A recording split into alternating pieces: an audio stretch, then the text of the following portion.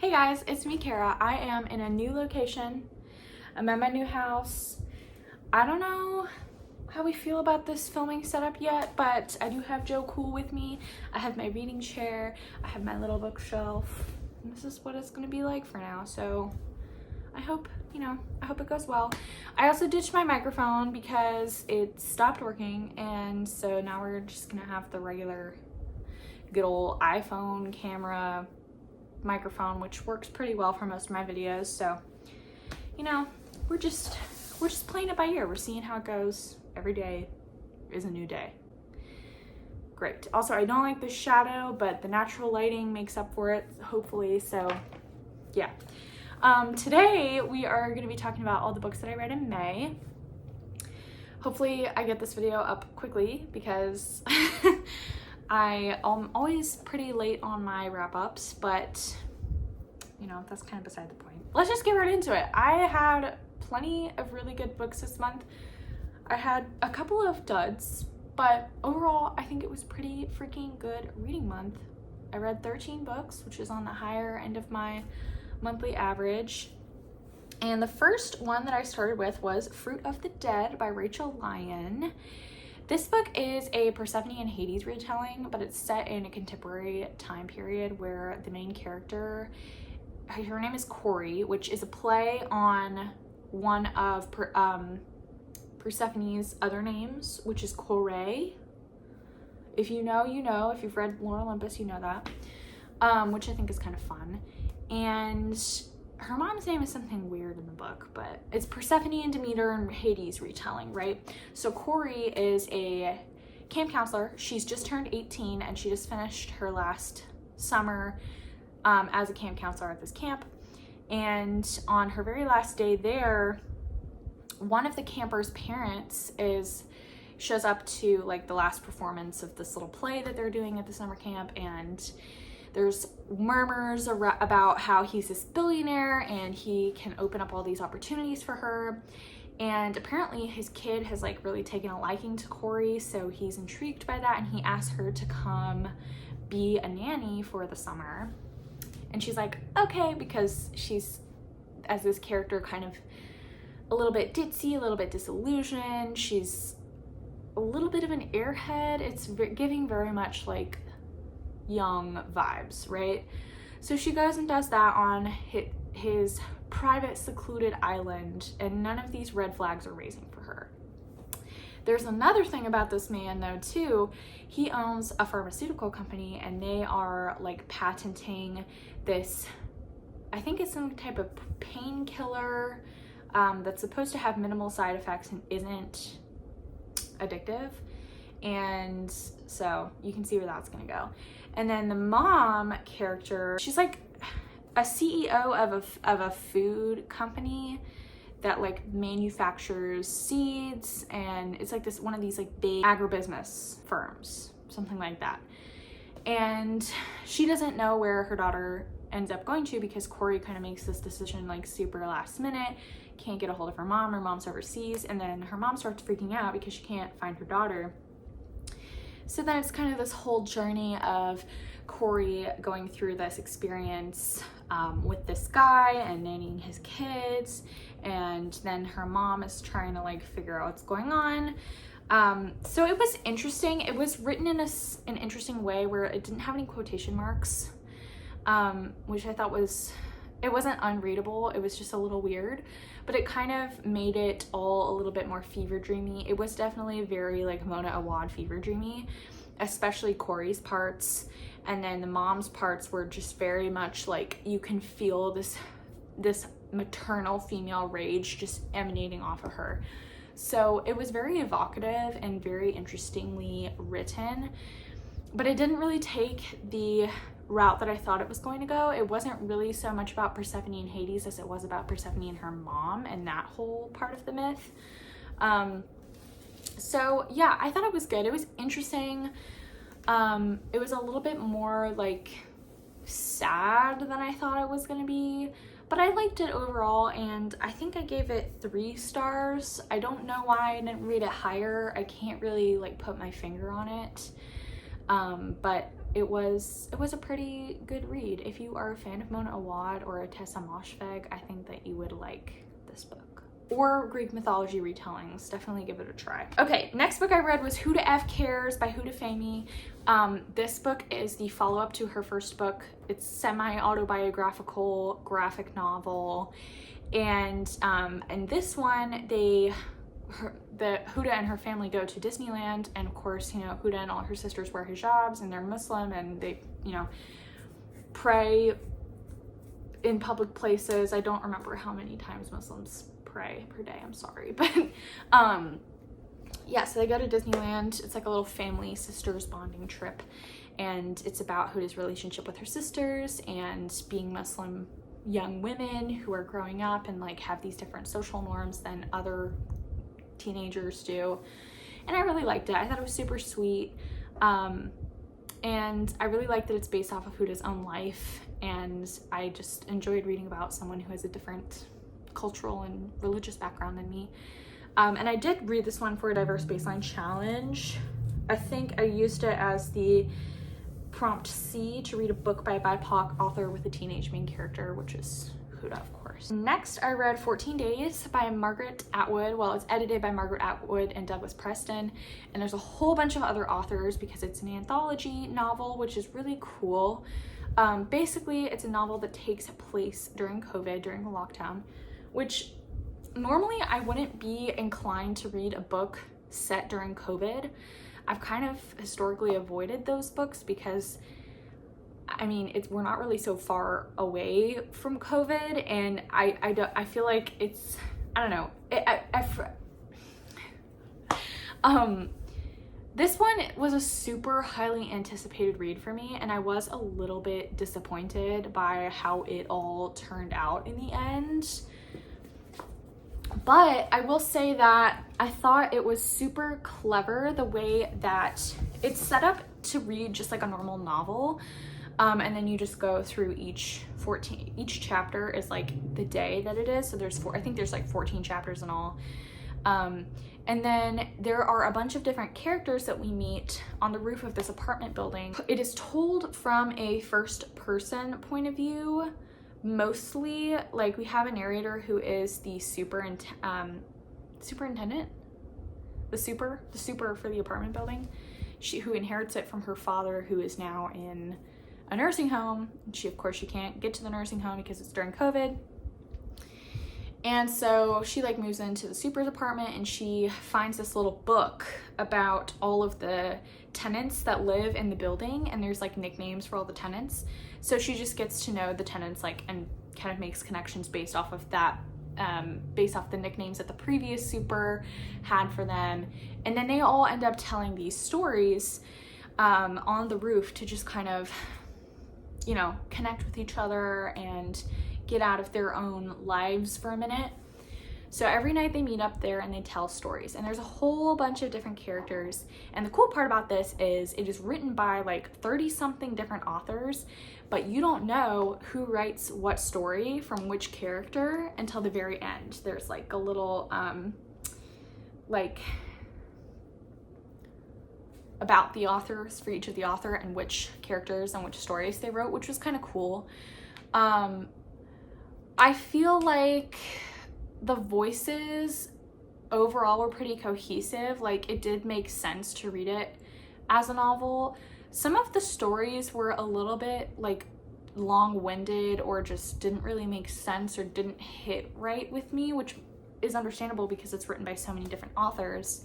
But overall, the tone is kind of the same. We're hearing stories about love, we're hearing stories about mistakes, we're hearing stories about like deeply scarring things and like just experiences that these people are trying to work through still. And then we're hearing like bizarre funny stories and like all sorts of different things.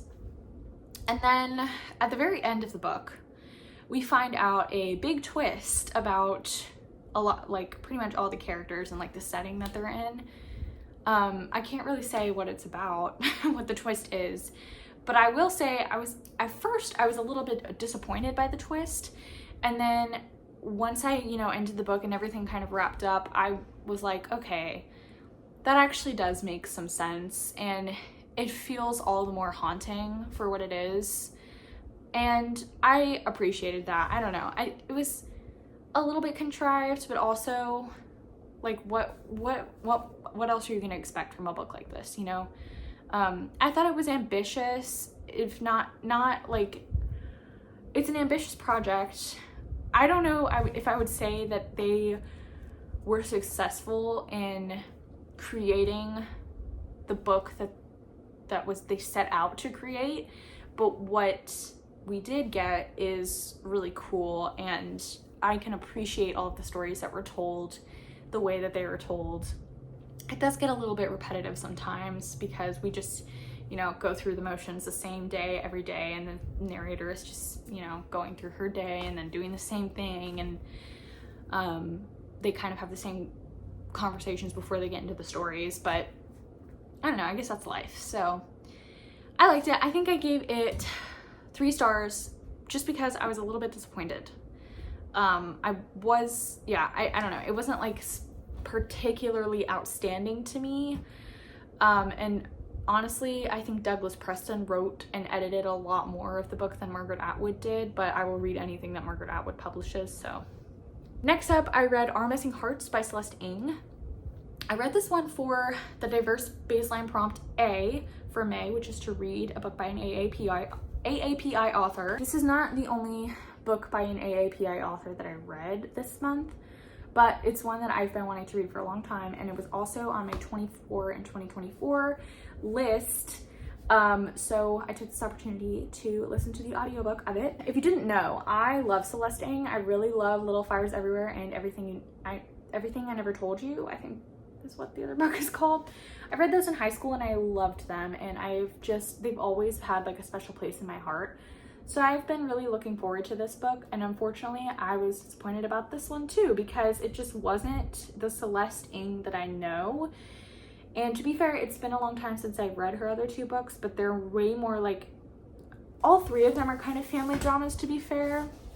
But like, this one is set in a dystopian alternate kind of future where there is a lot of xenophobia and bigotry happening, especially against Chinese Americans and just China in general.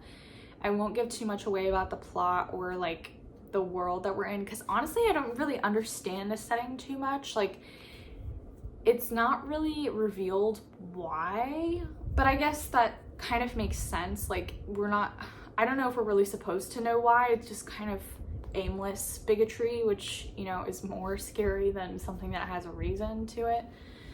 But anyway, the main characters are Chinese American, at least the mother in the story is.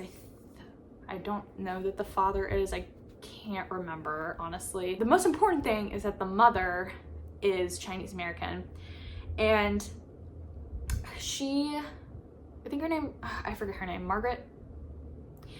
She and her husband, you know, live their normal lives. They have a son. They name him Bird. Well, they name him Noah, I think. I can't remember their names. But his mom nicknames him Bird. And his mom is a pretty radical poet. At least society considers her poetry to be radical. And she has this poem that becomes kind of the anthem of the resistance to this regime that's going on. Part of the rules of the regime is that if somebody is exhibiting signs of like being a danger to society, they get their children taken away from them. And that's what happens to this mother. She removes herself before she can have her child get taken away. And so Bird grows up with like being separated from his mother for quite a long time. And one day when he's like 11 or 12 years old, he decides that he wants to try to find her, because I think she like sent him a letter or something in the mail. His dad is against this because it's really dangerous for him. He doesn't want his son to get taken away. But then we go on this journey of Bird trying to figure out what happened to his mom, and we learn about the backstory of like how all of this came to be. But then, like I said, I still can't really explain to you like what happened for it to get this bad. It is ultimately a tale of motherly love and resistance against hatred and bigotry, but I don't know, I think it just kind of missed the mark for me. Like, it either just went a little bit over my head, or I just wasn't for me. I don't know what about it I didn't like. I think probably more just like the plot of it all. I really do enjoy Celestine's writing and her characters, but in this one, I didn't obviously like the characters as much as I liked her other books. And there is an author's note at the end of this that I was able to listen to on the audiobook, which is nice, and she kind of explains like her motivations for writing this book, which I really appreciated, and that kind of made me like it a little bit more. So I did give it 3 stars. It was a worthwhile read for sure, especially if you are someone who enjoys reading dystopian fiction like that. It gave me really solid 1984 vibes, and I love that book. So, you know, it is what it is. I'm glad I finally read it because it's been on my TBR for a ridiculously long time. Next, I read The Do's and Donuts of Love by Adiba Jagidar. This book was for the Diverse Baseline Prompt B of May, which is to read a book by a South Asian or Desi author.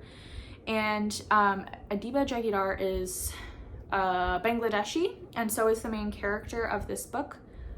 I freaking forgot her name. Shirin. I love that name, Shirin. Anyway, so Shirin, our main character, is she's Bangladeshi. She's a teenager who loves to bake, and she's also fat, and she's also a lesbian. So those are some things about the book that drew me in originally, because it's a very unique mix of representation there. And then also the plot of this book is really cool. So Shirin enters into this baking competition that's like the Great British Bake Off, but for Irish teenagers. And that's another thing about this book. I didn't realize that there was like a big Bangladeshi population in Ireland. So that was cool for me to learn about too. But anyway, so Shirin enters into this competition, and she ends up going to the competition, but she's also just gone through a breakup with her ex, and it turns out that her ex is also at the competition. So she's like forced to compete against and with her ex. And they're also rivals because not only did they like their relationship end pretty poorly, but their parents own rival donut shops in Dublin. So that's kind of fun. I don't know, just the whole premise of that was really fun. There's a third character that Shirin kind of takes a liking to, and that's another potential love interest. But there's also a little bit of a second chance romance going on. And I thought the plot was really cute. It was simple. It was pretty straightforward for being so much going on. And I love a good baking show. I was like a huge Cupcake Wars fan when I was a kid. So this was very much right up my alley, and I really liked it. It was a quick read. I listened to it on audio, and I thought it was really fun, and I gave it 3 stars because it was fun. I didn't really like have strong feelings about it either way. But this was another one I've been wanting to read for a little while, so I'm glad I read it. Next we have Glorious Exploits by Ferdia Lennon, another Irish author. Well, I don't know that Adiba Jagidar is Irish for sure, but it's set in Ireland. Anyway, Glorious Exploits is a book, a historical fiction novel that has this comedic edge to it, and I really liked the writing. It's about these guys in ancient Syracuse in Italy, Sicily, I think. Yeah, somewhere around there. It's after some war with the Athenians, and so the Athenians are captured and in a prison in Syracuse, and these 2 guys who live in Syracuse are like going down to visit the prisoners, and they're like, we want to put on a play by Euripides because you Athenians are all going to die out, and we want to see Euripides before you do. So they're like, okay. So one of the guys really wants to do Medea, and he's like dead set on this. And then the other guy, Lampo, is the protagonist, the main narrator that we're following. And basically it's just their like little misadventures trying to get these prisoners to put on this play. And it's all very like tongue-in-cheek. There's like this weird character who decides to be their benefactor and like fund their play. And he apparently has like some sort of god on his ship, and like he's a very interesting character that we don't know very much about. And then like Lampo and this other guy have a really interesting and kind of intimate relationship with each other, but they're like also butting heads all the time. And then Lampo falls in love with this girl who is like employed by one of the owners of the bar that they frequent, and then he's like going on a side quest to get this girl and like uncovering some things about himself and like his friendships and what is he really doing trying to get these prisoners to do this play, and like is he impacting their lives, is he making it worse, like what's going on. I don't know if I explained that very well. It's all just kind of a hodgepodge set in ancient Syracuse with this really funny modern tone to it. So I really liked that. I liked the writing. I liked it a lot more than I thought I was going to. Again, I gave this 3 stars because I just didn't really like, I was a little confused, but also like the relationships and the motivations behind the characters and like just the story in general really drew me in, and I had a great time reading it. So yeah, that was Glorious Exploits. I think the cover is really funny too. That was kind of the main reason why I picked it up. So yeah. Next, I read Twisted Love, which was for my TikTok book, my TikTok video. If you haven't watched that, please go watch it first before I tell you my review. So I didn't like it.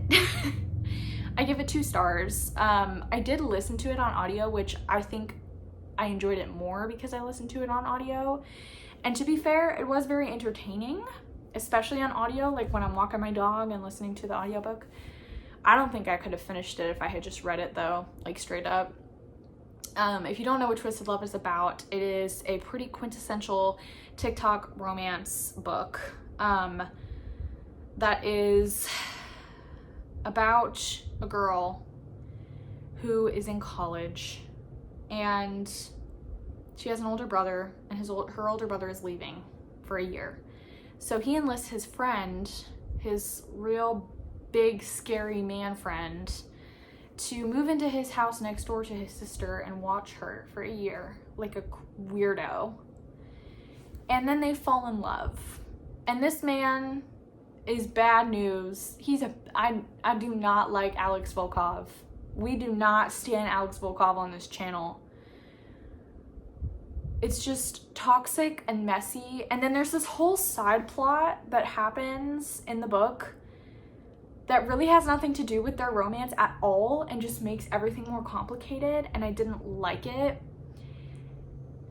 And it just all kind of felt a little bit forced. I definitely didn't like them together. The plot was somewhat interesting because it took so many twists and turns, but it just was all like very much just,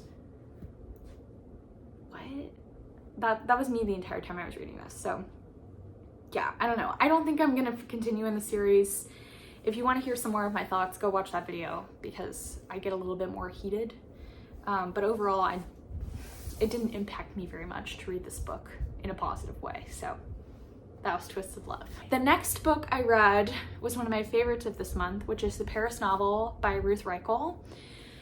This book was so delightful. It was just so delightful to read. I've never read anything by Ruth Reichel before, but apparently she's a very acclaimed food writer. And that sounds right up my alley because I just love food writing and food in general. And I love the movie Julie and Julia. So like, this is kind of those vibes, except it's all set in Paris, and it's about this young woman. Well, I don't know, I think she's in her 30s. And also this takes place in the 80s, which I didn't realize for most of the book, but it makes sense. But then you don't even really notice it because it's kind of timeless, which is great. But anyway, this woman, oh my God, I forget her name. Oh, Stella. The book starts off with Stella walking into a shop in Paris, and she sees this dress, and the proprietress of the shop is like, you have to wear this dress, you have to try it on. She tries on the dress, it fits her perfectly, and then the shop owner is like, okay, I will let you wear this dress for a day, go do these things, go to this restaurant, go to the museum, go do these things in the dress, see how it makes you feel.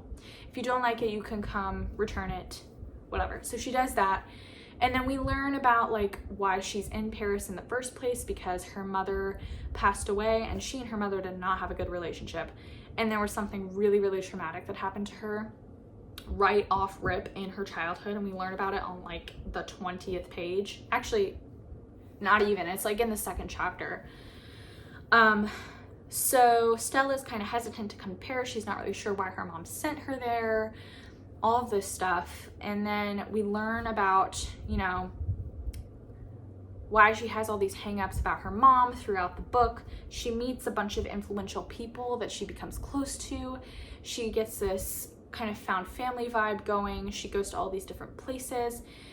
Eventually she goes to a museum when she's on the day that she's wearing the dress, and she sees this portrait of a woman, and she's immediately like enraptured by the model, and she comes to find out that the model was an artist herself. So she goes on this kind of quest to find out more about that artist's life, because she was a woman, of course, and they didn't let women be artists at the time that she was, you know, trying to get her work out there. So Stella's trying to uncover all of these things about the artist, and she's also learning a lot about herself and her family and her background, meeting all these people, eating all this delicious French food. And she also has this this proclivity for like describing food and experiencing it in this really unique way that was so beautiful and just delicious to read about.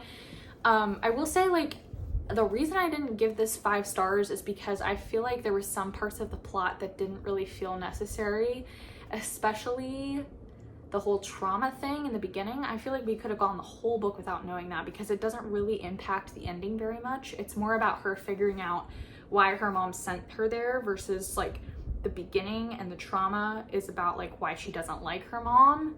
But I just didn't really feel like that was 100% necessary to the story. And please go into, like, check the content warnings for this book before you read it, because I mean, I'll just tell you right now, it's child abuse, like on page child abuse. So like sexual child abuse, it was jarring to read.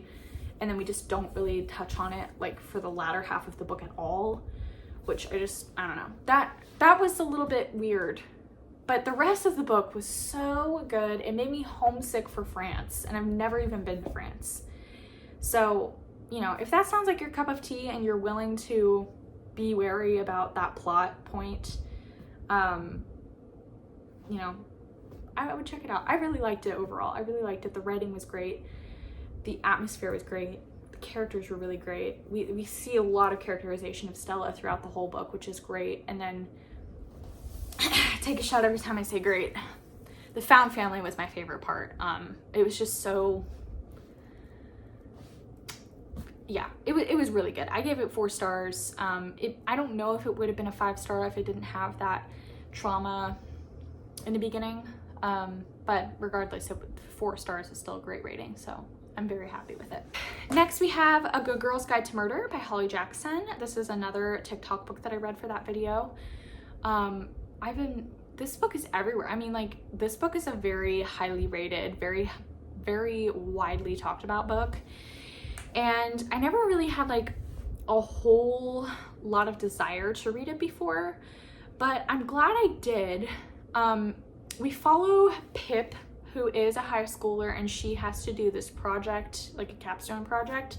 And for her project, she wants to investigate the murder of a girl, and like the murder-suicide of 2 students that went to her high school 5 years ago. Which, who would ever let a high schooler do a project like that? Let's be real. Suspending our disbelief beyond that, the book was good. Like, I enjoyed the chase. I really enjoyed the way, well, I enjoyed it. I enjoyed listening to it specifically. I thought it was a little bit too long. It was a little meandery. Some of the things that Pip gets up to are like, you really have to suspend your disbelief for even more, because it just doesn't seem likely that that would ever happen in real life. And I've heard this critique about this book before, so I knew that going into it. And then I feel like we don't really get into much of the action. Like, most of the book is just building up and kind of repeating the same things over and over again. And it's really just Pip's thought processes about like what's happening. And I will give Holly Jackson that, like, she gets how to write a teenage girl's mind. Like, that was real to me. Which, you know, is kind of the whole point, I guess. But also, beyond that, I think what ended up happening was so convoluted. It was like really interesting to get to that point and be like, what? And be like, are you sure? But I can't say that I'm 100% satisfied with the ending. We do get a little bit of like a happy moment at the end, because Pip and the brother of one of the victims they develop this relationship, and I liked their relationship overall. I was a little bit wary of the brother because I thought he was going to become a suspect at some point, but you don't have to worry about that. And then there was something else. Oh yeah, there is an animal abuse scene that was completely unnecessary, and I was not happy. I literally was about to throw my phone across the room trying to finish it when that happened. So overall, I gave it 3 stars because I feel like it was just a little bit messy overall. It didn't feel seamless and intuitive to me, but I guess, you know, with a mystery, like, it can't really be too intuitive because then you're gonna figure it out. I don't know. It felt like Pretty Little Liars though, and I did really like that feeling of just being kind of engrossed and being like, what the fuck is this? This would never happen in real life, but also just like, I'm okay with it. I'm just gonna be along for the ride, you know?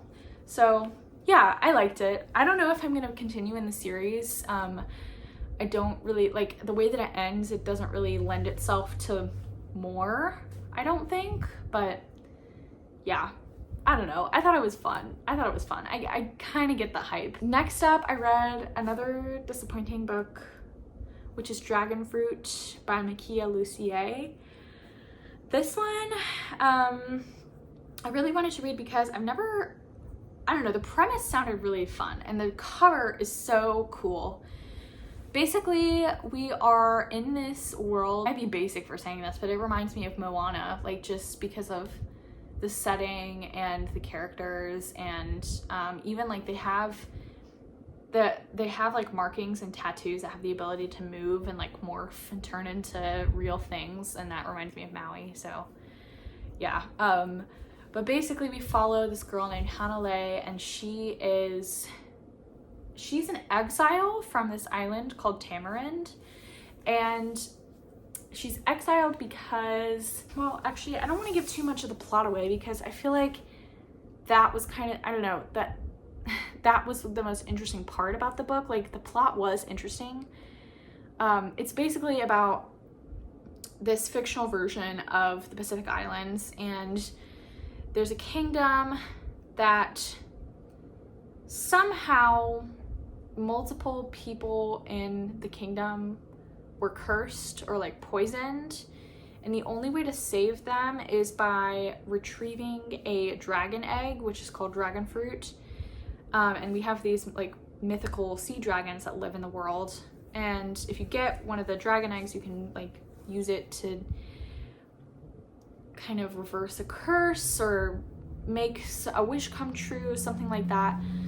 So Hanalei has been exiled related to that issue, and then she's on a dragoner ship, and she finds some she's been following some dragons for a while, and she ends up coming back to Tamarind, and then like I I don't get the point of her being exiled, because everybody who's on Tamarind is like, oh my god, you're back, welcome back, where have you been for 10 years? So I don't know, that was confusing. There's a little relationship that blooms between her and like the prince of the island, and then they just try to find some dragon eggs because someone is still cursed, and that's pretty much all I know about it. There's like more, there's more to it, and I don't know. Overall, I just felt like the plot didn't really make much sense to me. Like, it was interesting, and the inner workings of the world and like the magic system, that's all interesting to me, and that was the coolest part to me. That's what drew me in. But then like it lost me with the plot progression. It felt like the pacing was way too slow and we weren't really ever getting anywhere.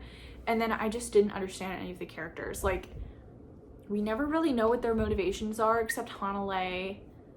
She's just very like strong, and she wants to do good by her family and like, you know, live her own life. And then Sam, who's the love interest, and the prince, he wants to like help save his mother, who's the one who's cursed. And then it's just, I don't know.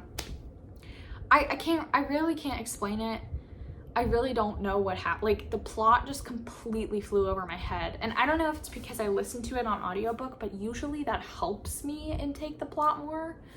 So I don't know what happened with this one. It was just a miss for me. So I had to give it 2 stars because like it sounded really interesting. The premise sounded so good, but like the execution was just not it for me. So I don't know. If you ended up reading this one, please let me know what your thoughts are, because I don't know if I'm the only one who felt this way, but based on reviews on Goodreads, I'm not. So yeah. Next, we have Word Slut by Amanda Montell. This is another book that I have been wanting to read for ages, especially since her new book just came out a few weeks ago, I think. And this one is a feminist guide to linguistics, basically, and kind of a sociological view about what linguistics mean and how they work in our world, to put women down, but also for women to take back their power by using linguistics and language. And I really liked it. This is the type of book, this is the type of topic that I'm a huge nerd about. For example, there are some passages about using like in sentences, using filler words, vocal fry, gay voice, all sorts of different things that I find really interesting about sociology and how we communicate with each other. So I really liked that. Overall, I enjoyed the book. I enjoyed what we learned about it. It was easy to read and digest. It did take me a little bit too long to read, but that's because I didn't really prioritize it. My one beef with this book is that Amanda Montell did not cite her sources. And that's a huge beef. Like, if you are a sociologist or a linguist who is going to write a book like this, why are we not citing our sources? I haven't really dug into this more to see like why she didn't do that.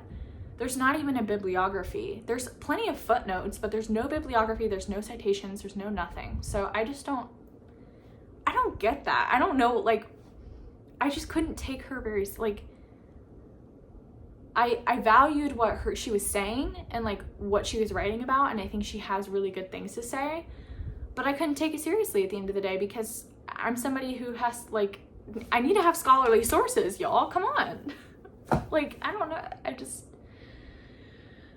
don't know. That seems like a really big foible to me. So I had to give it 3 stars. Even though I liked it, and I'm really glad that I read it. And 3 stars is a solid rating. Like, that's a, like, yes, overall, I'm glad I read this book rating. But I just couldn't get past. It would have been 4 if there had been some, like, solid evidence that she is not making this stuff up. So yeah. The last 2 books I read this month were some other bangers, and we ended off the month really, really strongly. So we have Beach Read by Emily Henry. I'm so glad I finally read this book. I really, really liked it. I'm not really gonna go, I don't think I need to go into the plot about what this is about. They're 2 writers who swap their genres to challenge each other, and they live next door to each other in these beach houses on Lake Michigan, I think. And yeah, I won't get into much else about the plot because I don't want to give like a whole ton of stuff away. And I know a lot of people really like to go into these types of books blind. I didn't really know what this book was about before I started it either, so yeah. But I will say I really liked it. I love Emily Henry's writing. I think it is great. It can be so funny and rom-com-y and cheesy, but it can also be so real, and like you can tell that she's really coming from a real place through her writing, and I love that. Generally, I really like her characters. I don't know that I'm convinced that Gus and January belong together, and don't come for me. But that's just the way that I felt. I like them individually as characters, but I just don't know. I feel like I just don't have enough of them to, like, the whole book is them together, but I just feel like, I don't know. That, especially about what happens, there's a moment at the end that I didn't really believe at the very, very end. So I don't know. Yeah. But, the plot was really fun. I enjoyed getting to see what January was writing about, like the book that she's writing to, you know, get out of writer's block. But I didn't really get why she chose what she chose to write about.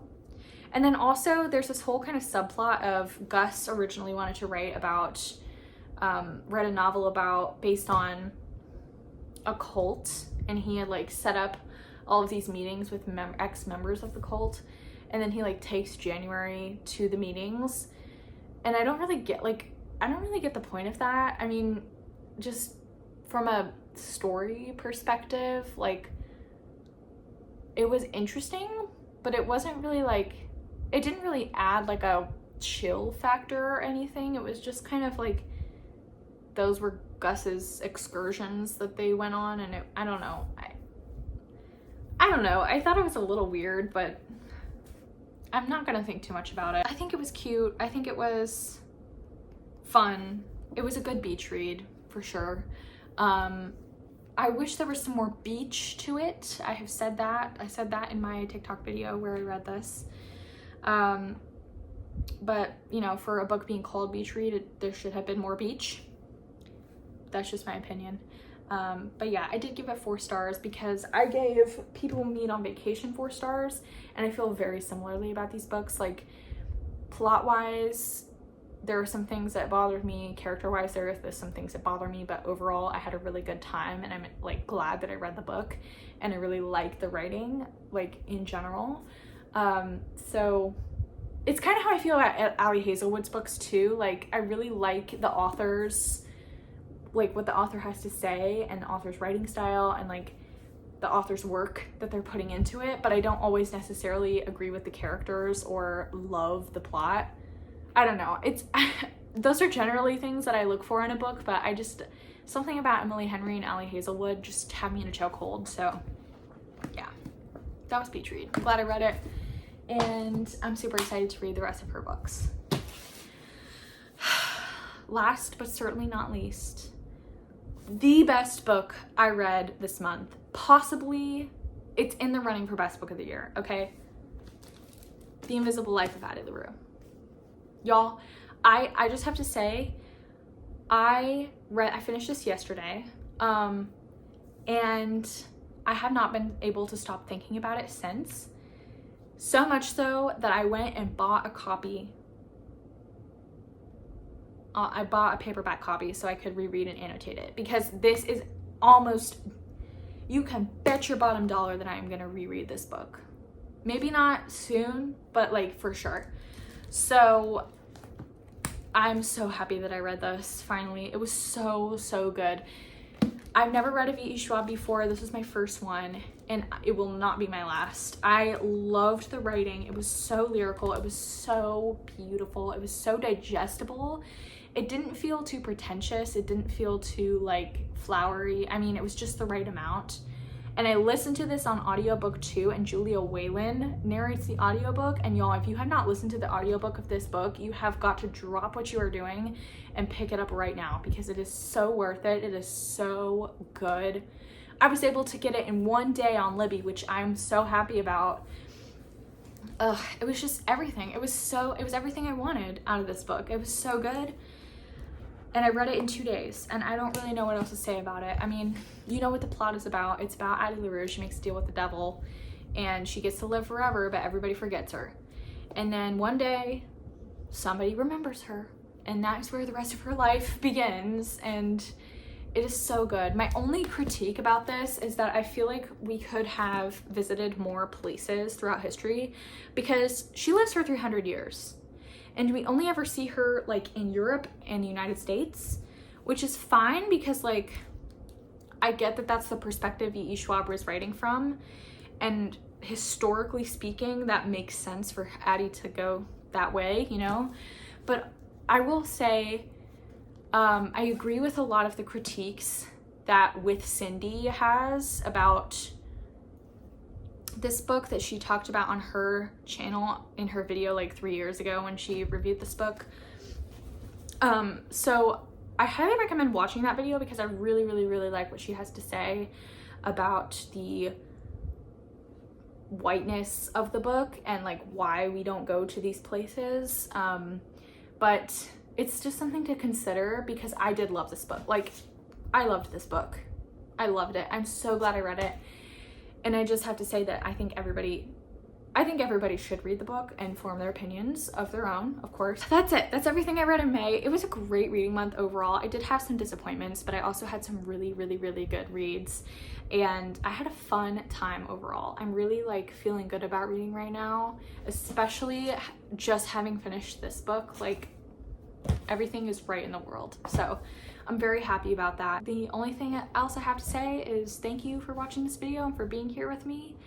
And I'd really appreciate it if you gave me a like and a subscribe and a comment if you liked any of these books, or you have any suggestions for what I should read next based on these, especially Addie LaRue. Like, I've heard that I should read The Starless Sea and the Night Circus, which I'm planning on. And also The 10,000 Words of January. So if you have any other suggestions for The Invisible Life of Addie LaRue or other V.E. Schwab books that I should read next, please let me know because I would love that. So I am going to go and do some more reading.